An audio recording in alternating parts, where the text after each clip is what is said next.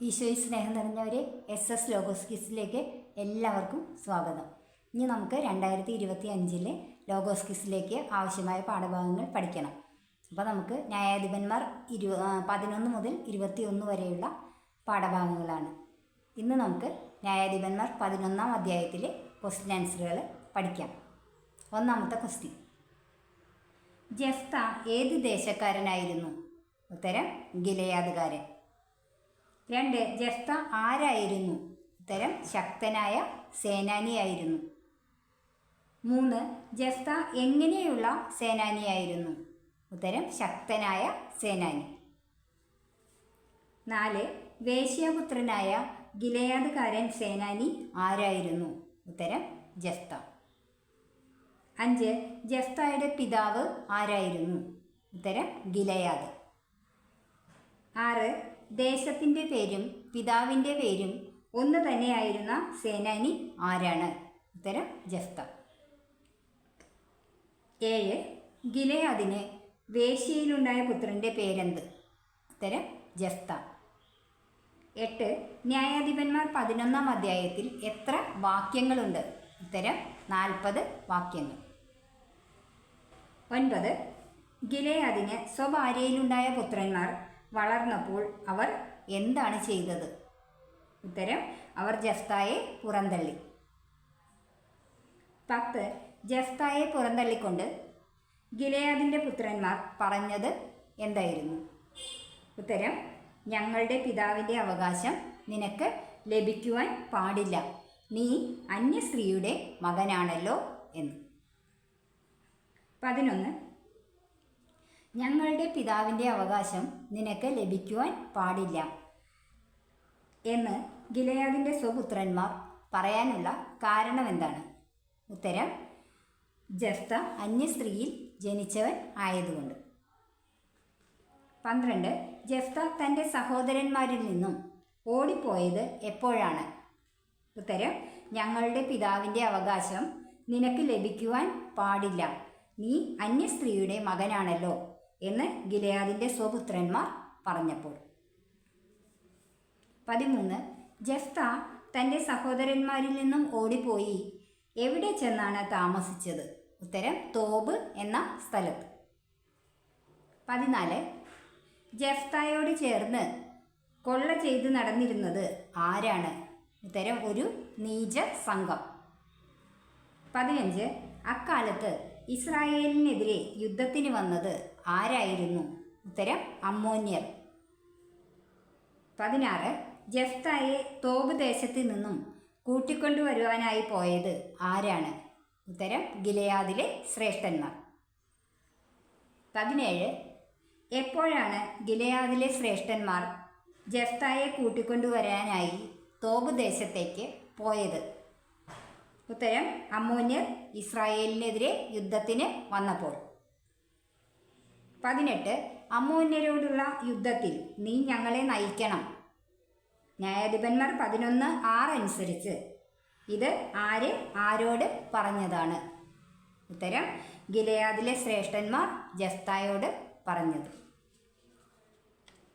19, ജെഫ്തയെ കൂട്ടിക്കൊണ്ടുവരാൻ ചെന്ന ഗിലെയാദിലെ ശ്രേഷ്ഠന്മാരോട് ജെഫ്ത എന്താണ് ചോദിച്ചത്?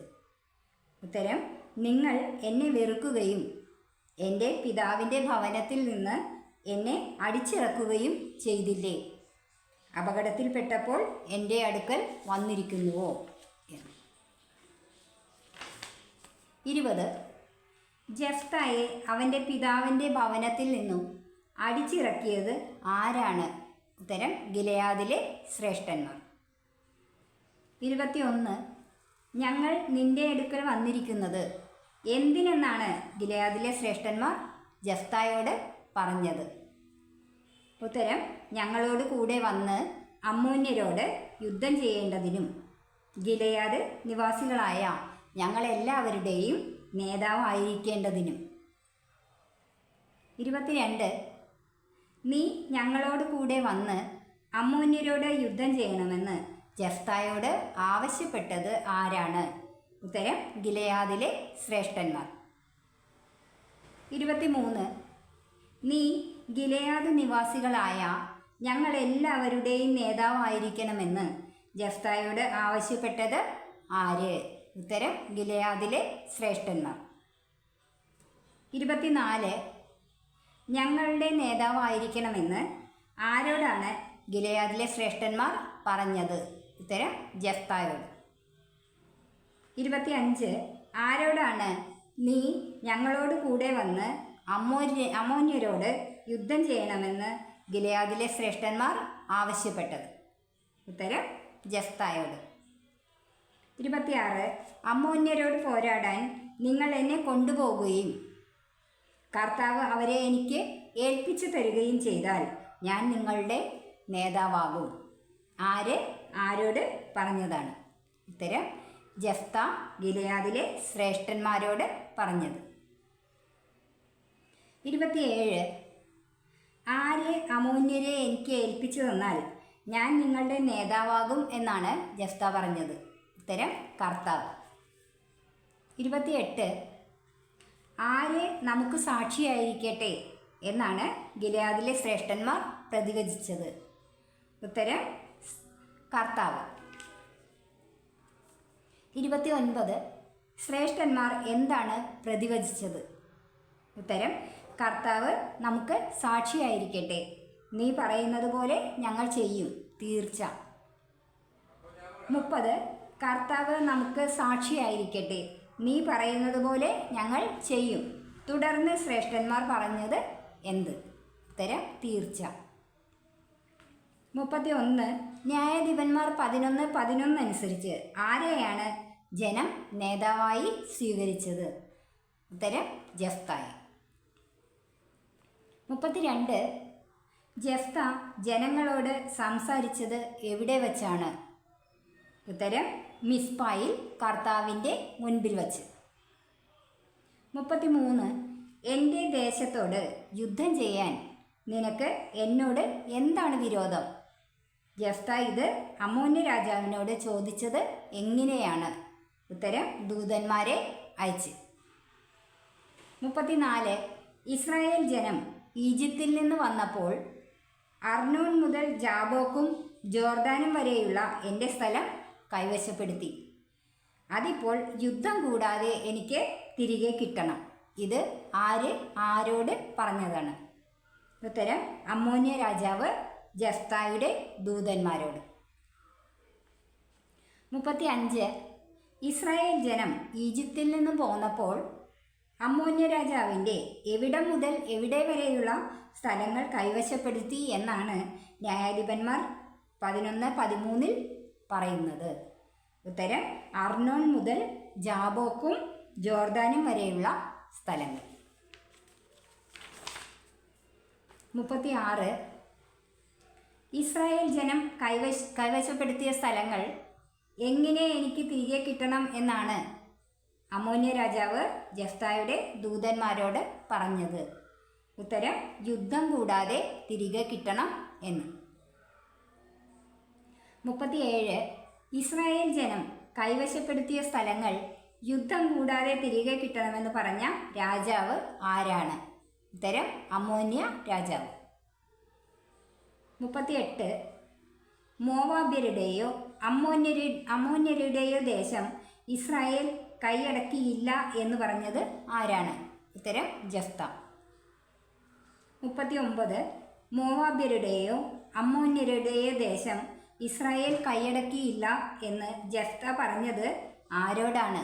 ഉത്തരം അമ്മോന്യ രാജാവിനോട്. 40. മോവാബ്യരുടെയോ അമ്മോന്യരുടെയോ ദേശം ഇസ്രായേൽ കൈയടക്കിയില്ല എന്ന് ജഫ്ത അമ്മോന്യ രാജാവിനോട് പറഞ്ഞത് എങ്ങനെയാണ്? ഉത്തരം ദൂതന്മാരെ അയച്ച്. 41. ഇസ്രായേൽ ജനം ഈജിപ്തിൽ നിന്നും മരുഭൂമിയിൽ കൂടി എവിടെ വരെയാണ് എത്തിയത്? ഉത്തരം ചെങ്കടൽ വരെ. 42. ചെങ്കടലിൽ നിന്നും എവിടെ വരെയാണ് എത്തിയത്? ഉത്തരം കാദഷ് വരെ. 43. ഇസ്രായേൽ ദൂതന്മാർ വഴി നിന്റെ ദേശത്തിലൂടെ കടന്നു പോകാൻ തങ്ങളെ അനുവദിക്കണമെന്ന് ഏത് രാജാവിനോടാണ് അപേക്ഷിച്ചത്? ഉത്തരം ഏദോം രാജാവിനോട്. 44. ഇസ്രായേൽ ആര് വഴിയാണ് നിന്റെ ദേശത്തിലൂടെ കടന്നു പോകാൻ തങ്ങളെ അനുവദിക്കണമെന്ന് ഏദോം രാജാവിനോട് അപേക്ഷിച്ചത്? ഉത്തരം ദൂതന്മാർ വഴി. 45. ഇസ്രായേൽ ഏദോം രാജാവിനോട് ദൂതന്മാർ വഴി നിന്റെ ദേശത്തിലൂടെ കടന്നു പോകാൻ തങ്ങളെ അനുവദിക്കണമെന്ന് അപേക്ഷിച്ചപ്പോൾ അവൻ എന്തു ചെയ്തു? ഉത്തരം അവൻ സമ്മതിച്ചില്ല. 46. ഏദോം രാജാവിന് ശേഷം ആരോടാണ് ഇസ്രായേൽ ദേശത്തിലൂടെ കടന്നു പോകുവാനായി അനുവാദത്തിന് അപേക്ഷിച്ചത്? ഉത്തരം മോവാബ് രാജാവിനോട്. 47. ഇസ്രായേൽ മോവാബ് രാജാവിനോട് തങ്ങളെ ദേശത്തിലൂടെ കടന്നു പോകാൻ അനുവദിക്കണമെന്ന് അപേക്ഷിച്ചപ്പോൾ അവൻ എന്തു ചെയ്തു? ഉത്തരം സമ്മതിച്ചില്ല. 48. ഏദോം രാജാവും മോവാബ് രാജാവും അവരുടെ ദേശത്തിലൂടെ കടന്നു പോകാൻ അനുവദിക്കാതിരുന്നതിനാൽ ഇസ്രായേൽ എവിടെയാണ് താമസിച്ചത്? ഉത്തരം കാദശിൽ തന്നെ. 49, 11, 17 പ്രകാരം ഏതെല്ലാം രാജാക്കന്മാരോടാണ് ഇസ്രായേൽ ദേശത്തിലൂടെ കടന്നു പോകാനായി അനുവാദം ചോദിച്ചത്? ഉത്തരം ഏദോം രാജാവിനോടും മോവാബ് രാജാവിനോടും. 50, 11, 18 പ്രകാരം ഇസ്രായേൽ യാത്ര ചെയ്തത് ഏതിലൂടെയാണ്? ഉത്തരം മരുഭൂമിയിലൂടെ. 51, 11, 18 പ്രകാരം മരുഭൂമിയിലൂടെ ഏതെല്ലാം രാജ്യങ്ങൾ ചുറ്റിയാണ് ഇസ്രായേൽ മോവാബിന് കിഴക്ക് എത്തിയത്? ഉത്തരം ഏദോമും മോവാബും ചുറ്റി. 52, മോവാബിന് കിഴക്ക് എത്തിയ ഇസ്രായേൽ എവിടെയാണ് താവളമടിച്ചത്? ഉത്തരം അർണോൻ്റെ മറുകര. 53, ഇസ്രായേൽ പ്രവേശിക്കാതിരുന്നത് എവിടെയാണ്? ഉത്തരം മോവാബിൽ. 54, മോവാബിൻ്റെ അതിർത്തി ഏത്? ഉത്തരം അർണോൻ. 55, 11, 19 പ്രകാരം ഇസ്രായേൽ ദൂതന്മാർ വഴി ആരോടാണ് നിങ്ങളുടെ ദേശത്തിലൂടെ ഞങ്ങളുടെ സ്ഥലത്തേക്ക് പോകുവാൻ അനുവാദത്തിന് അപേക്ഷിച്ചത്? ഉത്തരം ഹെഷ്ബോണിലെ അമോര്യ രാജാവായ സീഹോനോട്. 56, ഹെഷ്ബോണിലെ അമോര്യ രാജാവ് ആര്? ഉത്തരം സീഹോൻ.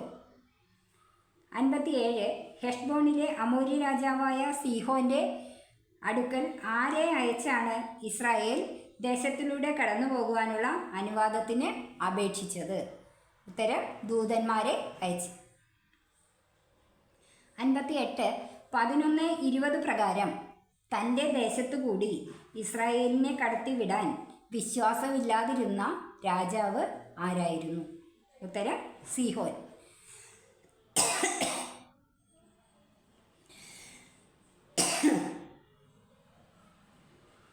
59,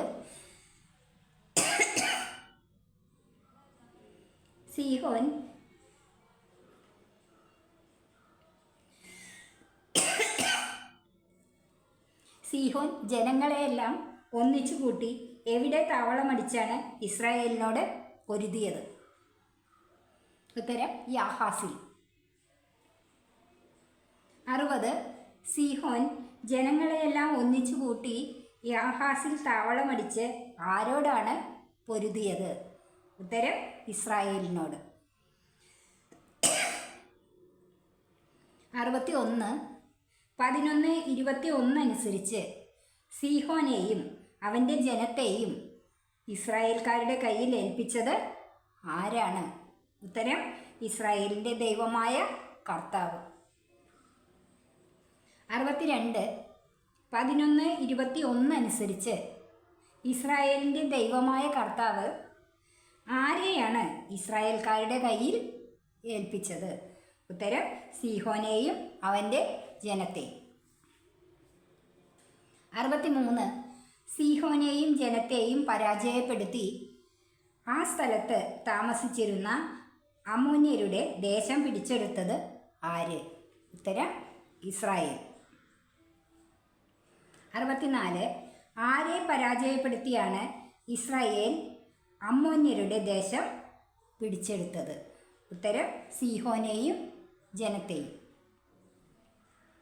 65. 11:22 പ്രകാരം അമോര്യരുടെ ഏതെല്ലാം ദേശങ്ങളാണ് ഇസ്രായേൽ കൈവശപ്പെടുത്തിയത്? ഉത്തരം അർണോൺ മുതൽ ജാബോക്ക് വരെയും മരുഭൂമി മുതൽ ജോർദാൻ വരെയുമുള്ള അമ്മോന്യരുടെ ദേശം മുഴുവൻ. 66. അങ്ങനെ ഇസ്രായേലിൻ്റെ ദൈവമായ കർത്താവ് തന്നെ തൻ്റെ ജനമായ ഇസ്രായേലിൻ്റെ മുമ്പിൽ നിന്ന് അമ്മോന്യരെ തുരത്തിയിരിക്കെ നീ അവ കൈവശമാക്കുവാൻ പോകുന്നു. 11:21 പ്രകാരം ഇത് ആരോട് ചോദിച്ചതാണ്? ഉത്തരം ജെഫ്ത അമ്മോന്യ രാജാവിനോട്. 67.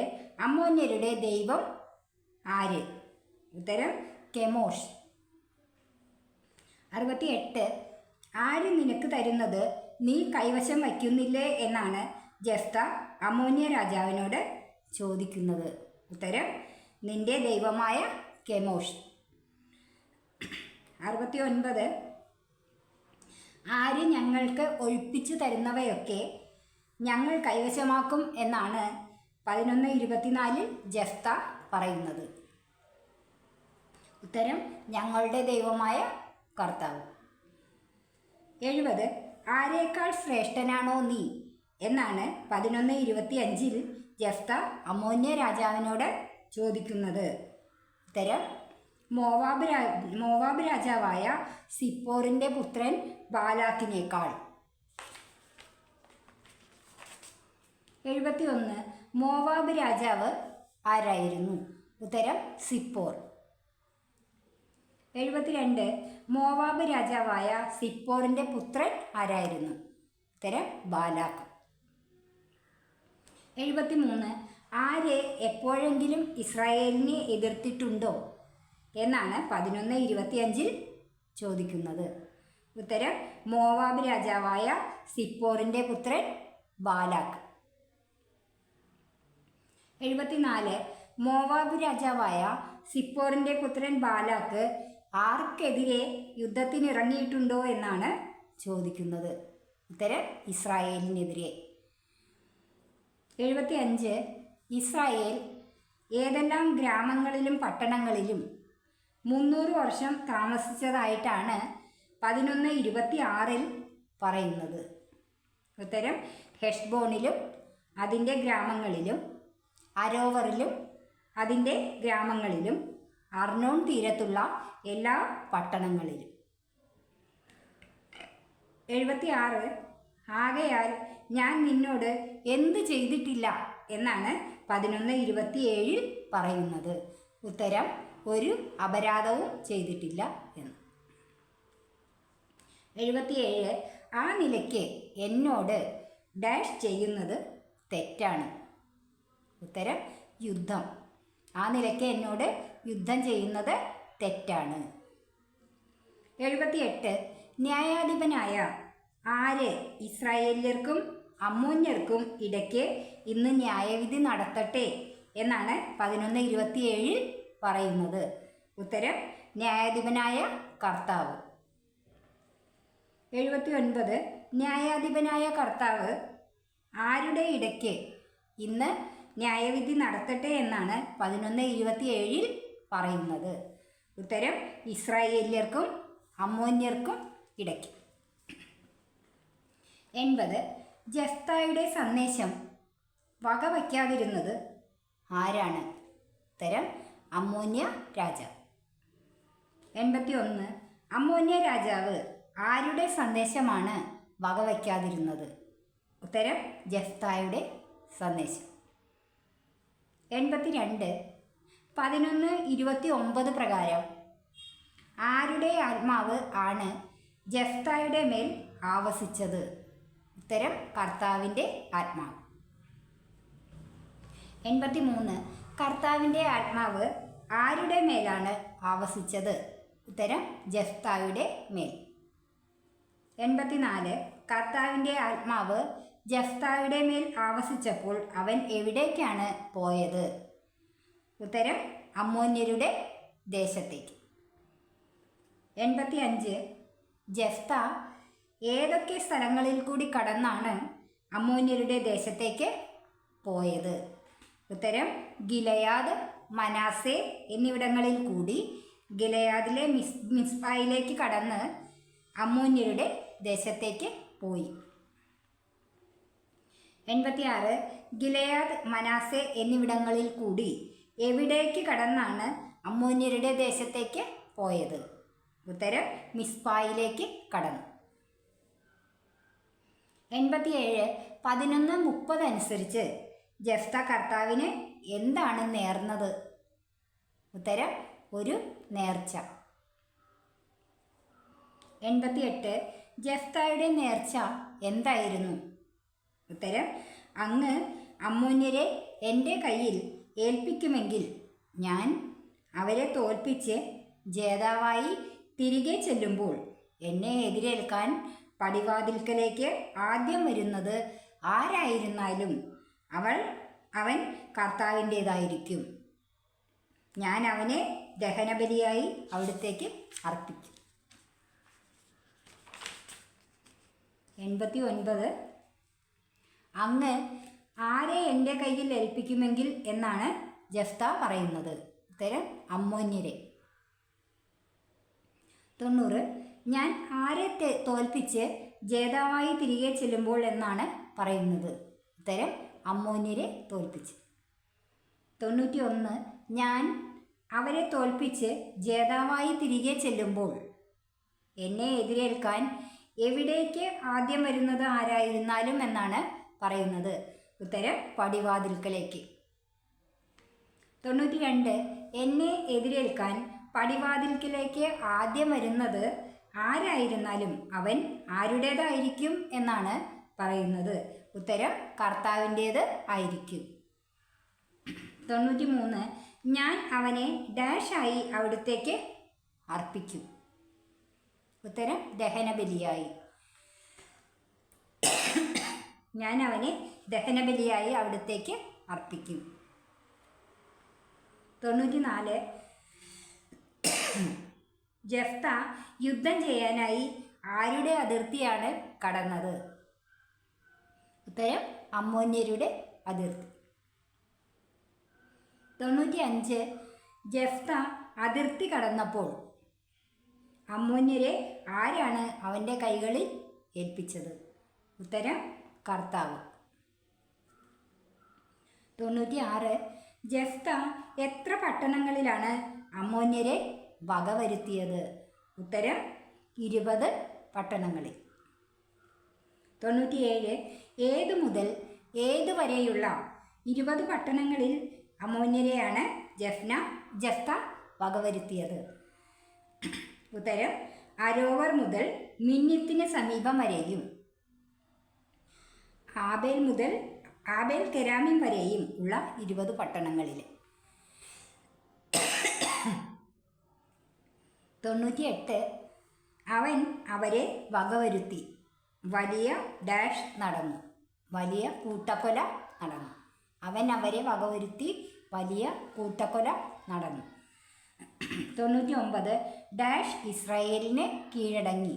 ഉത്തരം അമ്മോന്യർ ഇസ്രായേലിന് കീഴടങ്ങി. 100. ജഫ്ത എവിടെയുള്ള തൻ്റെ വീട്ടിലേക്കാണ് വന്നത്? ഉത്തരം മിസ്പായിലുള്ള. 101. ജഫ്ത വീട്ടിലേക്ക് ചെന്നപ്പോൾ ആരാണ് തപ്പുകൊട്ടി നൃത്തം വച്ച് അവനെ എതിരേൽക്കാൻ ചെന്നത്? ഉത്തരം അവൻ്റെ മകൾ. 102. ജഫ്തായെ എതിരേൽക്കാൻ അവൻ്റെ മകൾ എങ്ങനെയാണ് ചെന്നത്? ഉത്തരം തപ്പുകൊട്ടി നൃത്തം വച്ച്. 103. മകൾ തപ്പുകൊട്ടി നൃത്തം വച്ച് ചെന്നത് എന്തിനു വേണ്ടിയാണ്? ഉത്തരം പിതാവിനെ എതിരേൽക്കാൻ. 104. ജെഫ്തായുടെ എങ്ങനെയുള്ള മകളായിരുന്നു അവൾ? ഉത്തരം ഏക സന്താനമായിരുന്നു. 105 മകളെ കണ്ടപ്പോൾ ജെഫ്ത എന്താണ് പറഞ്ഞത്? ഉത്തരം അയ്യോ മകളെ, നീ എന്നെ ദുഃഖത്തിലാഴ്ത്തിയല്ലോ. 106 മകളെ കണ്ടപ്പോൾ അയ്യോ മകളെ, നീ എന്നെ ദുഃഖത്തിലാഴ്ത്തിയല്ലോ എന്ന് പറഞ്ഞത് എപ്രകാരമാണ്? ഉത്തരം വസ്ത്രം കീറിക്കൊണ്ട്. 107 നീ എന്നെ വല്ലാത്ത ഡാഷിൽ ആക്കിയിരിക്കുന്നു. ഉത്തരം വിഷമത്തിൽ. നീ എന്നെ വല്ലാത്ത വിഷമത്തിൽ ആക്കിയിരിക്കുന്നു. 108 നീ എന്നെ വല്ലാത്ത വിഷമത്തിൽ ആക്കിയിരിക്കുന്നു. ശേഷം ജെഫ്ത പറഞ്ഞത് എന്ത്? ഉത്തരം ഞാൻ കർത്താവിന് വാക്ക് കൊടുത്തുപോയി. നേർച്ചയിൽ നിന്ന് പിന്മാറാൻ എനിക്ക് സാധിക്കുകയില്ല. 109 പിതാവേ, അങ്ങ് ആർക്ക് വാക്ക് കൊടുത്തെങ്കിൽ അതനുസരിച്ച് എന്നോട് ചെയ്തു കൊള്ളുക എന്നാണ് മകൾ പറഞ്ഞത്. ഉത്തരം കർത്താവിന് വാക്ക് കൊടുത്തെങ്കിൽ. 110 കർത്താവ് ആരോട് പ്രതികാരം ചെയ്തല്ലോ എന്നാണ് മകൾ ജെഫ്തായോട് പറഞ്ഞത്? ഉത്തരം ശത്രുക്കളായ അമ്മോന്യരോട്. 111 എന്ത് എനിക്ക് ചെയ്തു തരണമെന്നാണ് മകൾ ജെഫ്തായോട് പറഞ്ഞത്? ഉത്തരം ഒരു കാര്യം. 112 ജെഫ്തായുടെ മകൾ പിതാവിനോട് പറഞ്ഞ കാര്യം എന്തായിരുന്നു? ഉത്തരം സഖിമാരോടൊത്ത് പർവ്വതങ്ങളിൽ പോയി എൻ്റെ കന്യാത്വത്തെ പ്രതി 2 മാസത്തേക്ക് വിലപിക്കാൻ എന്നെ അനുവദിക്കണം എന്ന്. 113 ആരോടൊത്ത് പർവ്വതങ്ങളിൽ പോയി എൻ്റെ കന്യാത്വത്തെ പ്രതി 2 മാസത്തേക്ക് വിലപിക്കാൻ എന്നെ അനുവദിക്കണമെന്നാണ് മകൾ ജെഫ്തായോട് പറഞ്ഞത്? ഉത്തരം സഖിമാരോടൊത്ത്. 114 സഖിമാരോടൊത്ത് എവിടെ പോയി എൻ്റെ കന്യാത്വത്തെ പ്രതി 2 മാസത്തേക്ക് വിലപിക്കാൻ എന്നെ അനുവദിക്കണമെന്നാണ് മകൾ പറഞ്ഞത്? ഉത്തരം പർവ്വതങ്ങളിൽ പോയി. 115 സഖിമാരോടൊത്ത് പർവ്വതങ്ങളിൽ പോയി എന്തിനെ പ്രതി 2 മാസത്തേക്ക് വിലപിക്കാൻ എന്നെ അനുവദിക്കണം എന്നാണ് മകൾ പറഞ്ഞത്? ഉത്തരം എൻ്റെ കന്യാത്വത്തെ പ്രതി.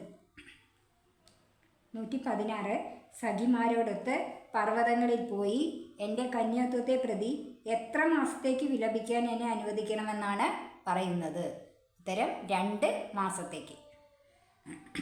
117 സഖിമാരോടൊത്ത് പർവ്വതങ്ങളിൽ പോയി എൻ്റെ കന്യാത്വത്തെ പ്രതി 2 മാസത്തേക്ക് എന്തു ചെയ്യാൻ എന്നെ അനുവദിക്കണമെന്നാണ് പറയുന്നത്? ഉത്തരം വിലപിക്കാൻ എന്നെ അനുവദിക്കണം.